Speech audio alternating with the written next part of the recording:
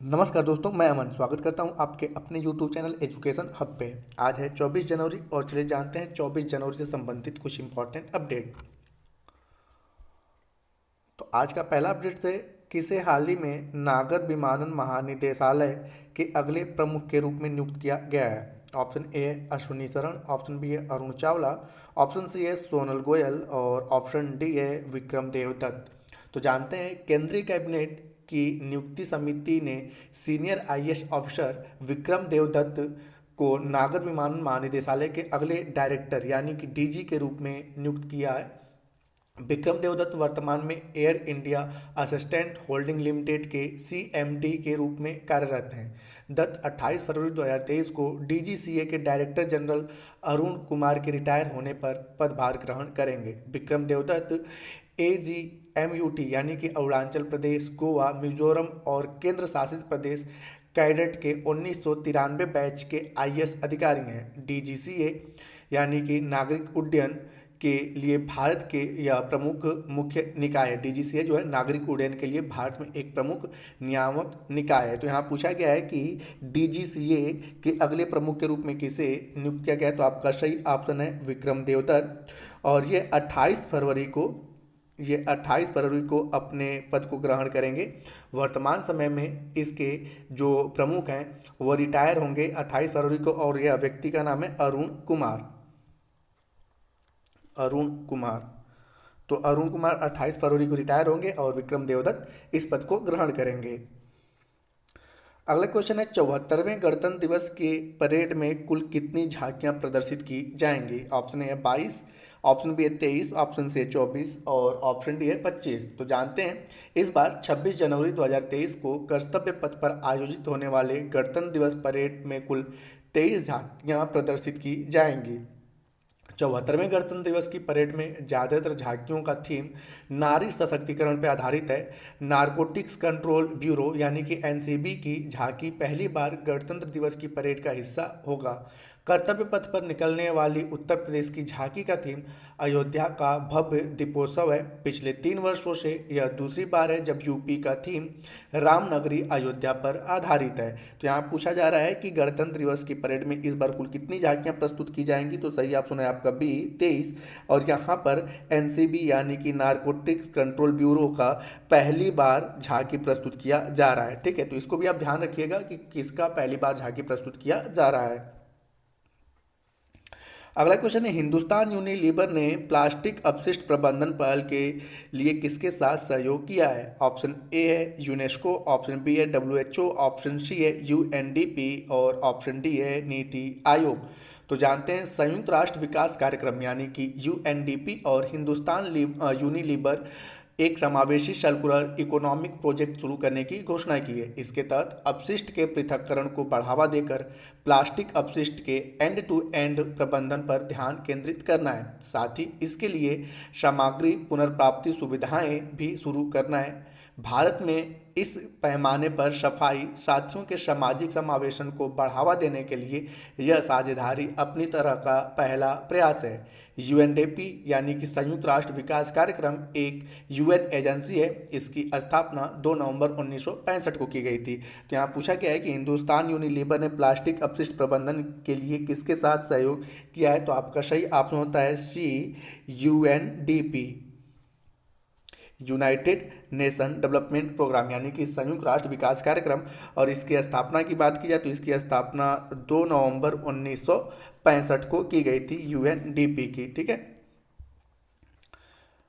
अगला क्वेश्चन है, अंडमान और निकोबार द्वीप समूह के कितने द्वीपों का नामकरण परमवीर चक्र विजेताओं के नाम पर किया गया है। ऑप्शन ए है 14, ऑप्शन बी है 21, ऑप्शन सी है 25 और ऑप्शन डी है 28। तो जानते हैं प्रधानमंत्री नरेंद्र मोदी ने पराक्रम दिवस के अवसर पर अंडमान और निकोबार द्वीप समूह के 21 सबसे बड़े द्वीपों का नामकरण परमवीर चक्र विजेताओं के नाम पर कर दिया है। प्रधानमंत्री मोदी ने साथ ही नेताजी सुभाष चंद्र बोस द्वीप पर भी बनाए जाने वाले नेताजी स्मारक के प्रतिरूप का भी उद्घाटन किया। प्रधानमंत्री मोदी द्वारा वर्ष 2018 में नेताजी सुभाष चंद्र बोस के सम्मान में और उनकी स्मृति में रॉस आइलैंड का नाम उनके नाम पर कर दिया है। तो यहाँ पूछा गया है कि अंडमान निकोबार द्वीप समूह के कितने द्वीपों का नामकरण परमवीर चक्र विजेताओं के नाम पर किया गया है, तो आपका सही ऑप्शन होता है बी 21। अगला क्वेश्चन है बिजनेस 20 इंसेप्शन मीटिंग किस राज्य में आयोजित की जा रही है। ऑप्शन ए है कर्नाटक, ऑप्शन बी है मध्य प्रदेश, ऑप्शन सी है गुजरात और ऑप्शन डी है महाराष्ट्र। तो जानते हैं भारत को G20 की अध्यक्षता के तहत बिजनेस 20 की पहली बैठक का आयोजन 23 जनवरी 2023 को गांधीनगर गुजरात में किया गया। इस बैठक में केंद्रीय मंत्री पीयूष गोयल और अश्विनी वैष्णव, मुख्यमंत्री भूपेंद्र पटेल, G20 के लिए भारत के शेरपा अमिताभ कांत, टाटा सन्स के अध्यक्ष एन चंद्रशेखर और कई राष्ट्रीय और अंतर्राष्ट्रीय व्यापार अधिकारी शामिल हैं। इस बैठक में पीपीपी मॉडल को सफल बनाने के प्रयासों पर जोर दिया जा रहा है। तो यहाँ पूछा गया है कि बिजनेस 20 इंसेप्शन मीटिंग की किस राज्य में आयोजित की गई। तो आपका सही ऑप्शन होता है सी गुजरात, गुजरात के गांधीनगर में।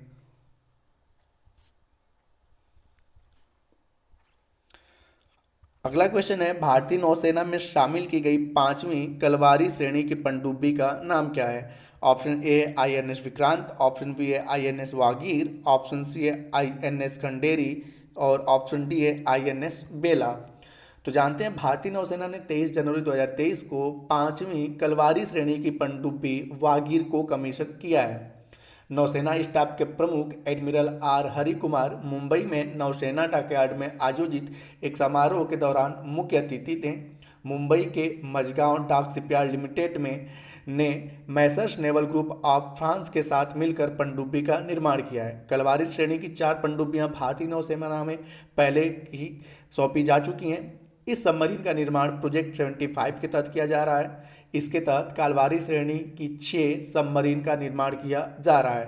तो यहाँ पूछा गया है कि अभी हाल ही में भारतीय नौसेना को 5वीं कलवारी श्रेणी का पनडुब्बी कमीशन किया गया, उसका नाम क्या है। तो आपका सही ऑप्शन होता है B INS Vagir.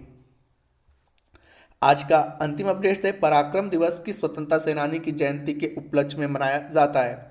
Option A है नेताजी सुभाष चंद्र बोस, ऑप्शन बी है सरदार वल्लभ भाई पटेल, ऑप्शन सी है भगत सिंह और ऑप्शन डी है लाला लाजपत राय।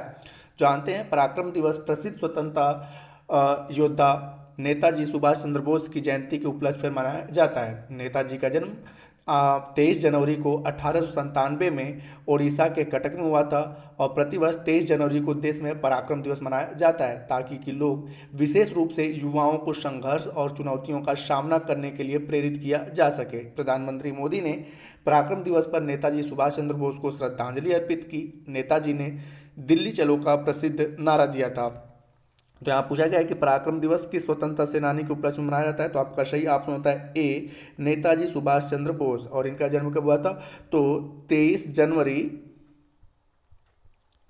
1897 को, ठीक है। तो इसीलिए प्रत्येक वर्ष 23 जनवरी को, ठीक है, पराक्रम दिवस के रूप में मनाया जाता है। तो ये रहा आज के अपडेट। अब समय है कल के पूछे गए क्वेश्चन का आंसर देने का। तो कल आपसे पूछा गया था कि गिग वर्कर्स किसे कहते हैं, गिग वर्कर्स किसे कहते हैं। तो यहाँ पे ये था कि जितने भी संविदा कर्मचारी हैं, ऑनलाइन कर्मचारी हैं, ठीक है, इस प्रकार के कर्मचारी जिनको कि एक नियत समय के लिए रखा जाता है और काम समाप्त होने के बाद उन्हें हटा दिया जाता है, उन्हें किसी प्रकार का राशि फिर बाद में नहीं दिया जाता है जब वो काम नहीं करते हैं। तो इस प्रकार के कर्मचारियों को गिग वर्कर्स कहा जाता है। तो जिन्होंने भी सही उत्तर दिया उनके लिए बधाई। अब समय है आज के क्वेश्चन का। तो आज का क्वेश्चन है कि अंडमान निकोबार के कितने द्वीपों का नाम, अंडमान निकोबार के कितने द्वीपों का नाम परमवीर चक्र विजेताओं के नाम पर रखा गया है। फिर से मैं क्वेश्चन को रिपीट करता हूं, अंडमान निकोबार के कितने द्वीपों का नाम परमवीर चक्र विजेताओं के नाम पर रखा गया है। आप इसका आंसर हमें कमेंट बॉक्स में दे सकते हैं, आपके कमेंट का हमें इंतजार रहेगा। तो दोस्तों वीडियो पसंद आया हो तो वीडियो को लाइक करें, कमेंट करें तथा अपने दोस्तों के साथ शेयर करें और चैनल पर नए हैं तो चैनल को सब्सक्राइब अवश्य करें। इस PDF को प्राप्त करने के लिए आप हमारे टेलीग्राम से जुड़ सकते हैं जिसका लिंक वीडियो के डिस्क्रिप्शन में दिया हुआ है। वीडियो के अंत तक बने रहने के लिए धन्यवाद। मिलते हैं जल्दी नेक्स्ट वीडियो में।